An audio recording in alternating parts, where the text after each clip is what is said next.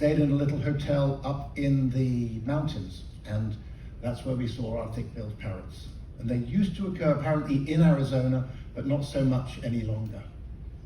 And of course, animals, mammals, there's a lot of species that of course cross the border in the southern United States. Even jaguar have been seen in New Mexico. So unfortunately, putting a darn great wall across the border does prevent wildlife. And I don't know if any of you saw that wonderful photograph. I think it won Wildlife Photograph of the Year a couple of years ago.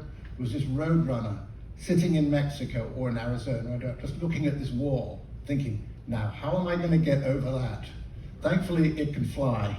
But so other mammals, and of course, if you looked off the boat, has anyone seen a turtle of any species yet? But there have been a few seen off the boat. Of course, we're now heading north and we're heading into colder water, and we're less likely to see some more of these tropical warm water animals.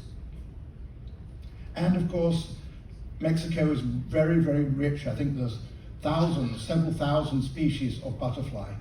And yesterday, while we were having lunch on the back of the boat, and it was amazing the number of butterflies that managed to come out from land, were flying around the boat. I assume that most of them would end up back at the shore again, but I'm sure some of them will not. And 2 days ago, outside on deck 7, I found a big moth called a pink spotted hawk moth, which is like a sphinx moth. It's a big dagger-shaped moth with pink spots on the abdomen. Unfortunately, I knew he wasn't going to get back to shore, and this morning I found him squashed. So somebody had stepped on him. So I fed him to the fishes so he could go back to nature, so to speak. So, of course, a couple of pictures of when you think of Mexico, what do you think? Here's the flag, of course, and do you know what the bird is in the center of the flag? It's an eagle, but what type of eagle? There's only 2 to choose from. It's not a bald eagle, it's the other one. Golden eagle. That's the national bird of Mexico.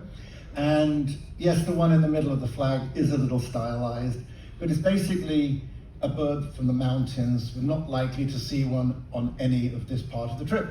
Other things you think about when you think of Mexico.